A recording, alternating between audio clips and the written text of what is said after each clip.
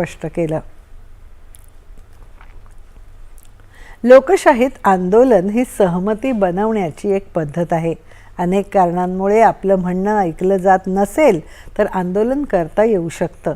मात्र हे आंदोलन सहमतीसाठी असलं पाहिजे, फूट पाडण्यासाठी नव्हे, असं राष्ट्रीय स्वयंसेवक संघाचे सरसंघचालक डॉक्टर मोहन भागवत यांनी म्हटलं आहे. मुंबईत वांद्रे कुर्ला संकुलात त्यांनी आज नव्या पिढीशी म्हणजेच जेन झी आणि जेन अल्फा विद्यार्थ्यांशी संवाद साधला. भागवत यांनी यावेळी लोकशाही, शिक्षण, युवा, सोशल मीडिया, शेजारी देशांशी संबंध, दहशतवाद यासह अनेक सामाजिक, राजकीय विषयांवर विचार मांडले. आंदोलन हे कोणा व्यक्तीच्या विरोधात असता कामा नये, तर व्यवस्था सुधारण्यासाठी असायला हवं, असं त्यांनी सांगितलं.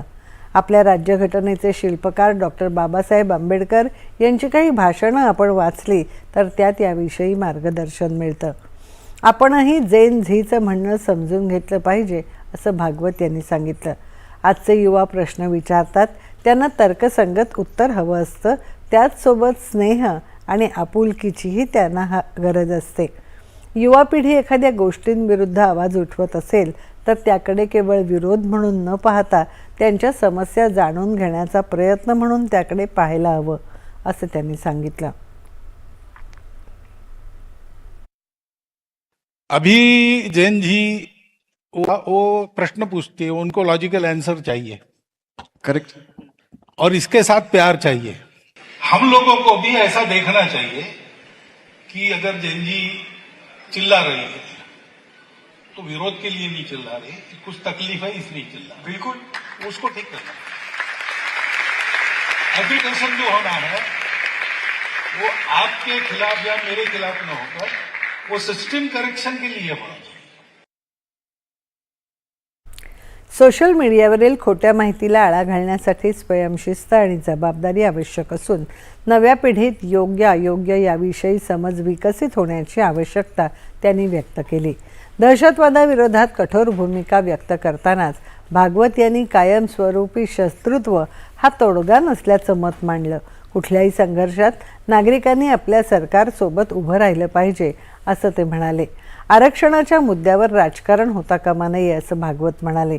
डॉक्टर बाबासाहेब आंबेडकर यांच्या विचारांचं प्रामाणिकपणे अनुसरण केलं तर या विषयावर कुठली समस्या राहणारच नाही, असं सरसंघचालकांनी सांगितलं. तो मुझे ये कि मेरे कारण 10 लाख लोग अनुकरण करते हैं, मैं जो करता हूं उसका, तो मेरी रिस्पॉन्सिबिलिटी हो गई कि 10 लाख लोग मेरे पीछे चल के गड्ढे में न जाए. इतना तो मुझे देखना है. ये विवेक चाहिए. सोशल मीडिया में अभी तो टेक्नोलॉजी ऐसी है कि मेरे आपके चित्र बना पर भी हमारे मुंह में शब्द डालकर आवाज सहित सब बातें वैसी ही करके दिखा सकते, फेक वीडियोस वगैरह आते हैं. तो ये जानने के बाद सोशल मीडिया का उपयोग करते समय ऑथेंटिक सोर्स से वेरिफिकेशन किए बिना विश्वास नहीं रखना, ये देखना चाहिए. तो कुछ डिसिप्लिन हमको, self impose discipline about the media, ये करनी पड़ेगी.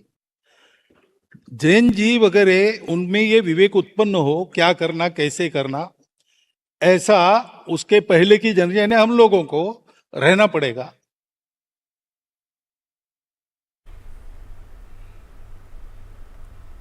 यानंतरच्या बातम्या थोड्याच वेळात.